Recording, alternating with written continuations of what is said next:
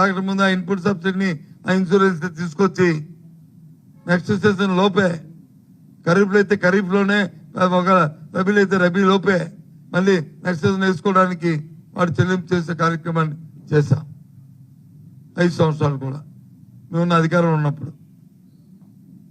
మొదటి సంవత్సరంలో ప్రభుత్వం వచ్చిన తర్వాత 2వ సంవత్సరంలో దీన్ని ప్రకటించిన దగ్గర నుంచి ఈ ప్రభుత్వం తాలూకా విధానం రైతు భరోసా కేంద్రాలని మూతపెట్టారు. ఏదైనా ఎరువులు కానీ విత్తనాలు కానీ కావాల్సి వస్తే